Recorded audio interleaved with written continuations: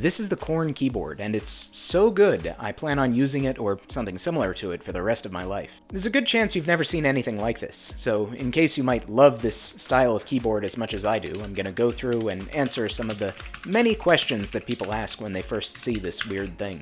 The first thing you might notice are the missing keys. As you would expect, all these main keys are your regular QWERTY layout letters, but the number row that usually goes above the letters is missing. On that subject, we also seem to be missing all of these keys and these keys. To understand how this works, look at this screenshot of the software I use to program the keyboard. Ignoring all this weird text on the lower keys, you can see that most of the buttons are the regular letters like I said. Two of the thumb keys are easy to understand. This left one is Enter if I press it, and Shift if I hold it down, and this right thumb button is just spacebar. Things get interesting when you hold this middle left thumb button, because that moves the board to a new layer. So holding this button switches all the other keys on the keyboard to be these keys on the screen now. So if I wanted to type a word then a number, I just type the word without touching any other keys.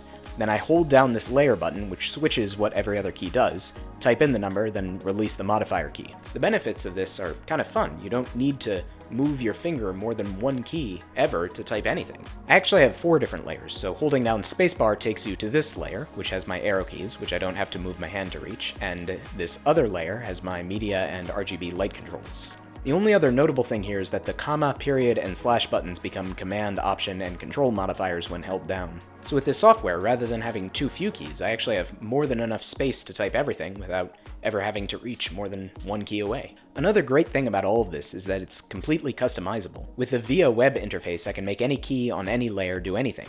I like this particular way of setting up the layers for myself, but anyone with this board can set it up exactly however they want it. Granted, fitting in with the title of this video, it is a little weird. If you know how to type on a regular keyboard, when you buy a regular keyboard, you don't need to customize or learn how to use any particular new system. But to me, having the board set up in exactly the way that I want it is enjoyable, and I enjoyed the process of learning what I liked and setting it up. And aesthetically, I do like having the minimum number of keys required. It just looks fun. Now that you have an idea about what the keys themselves do, you might be wondering why the board is 2 boards, why it's 2 different pieces. If you think about it, all standard keyboards lock you into a particular position. You have to keep your hands together at an angle. I'm exaggerating a bit here, but you also have to sort of close your body and hunch over to have your hands comfortably in the right position. In contrast, when you have 2 separate pieces, you can have the pieces as close together or far apart as you want, depending on whatever is most comfortable at that time. I don't use it much, but some people say that tilting each half of the board up at an angle like this is even more comfortable for your wrists, so again, you have more options for posture and customization. Another subtle thing I like about this board is the positioning of the keys themselves. On a normal keyboard, each row of keys is shifted slightly horizontally. In contrast, each column on the Corne keyboard has the keys directly stacked on top of each other. A lot of ergonomic keyboards have this feature. If you think about it, that horizontal stagger doesn't really benefit you in any way. It's more a historical artifact. It's a small thing, but for me it is slightly more comfortable to type on.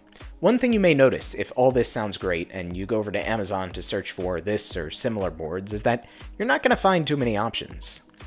This style of board is fairly niche. I'm not sponsored or anything, but I got mine from Keeb Maker. The Corne that I have is actually open source, so all the design files are public.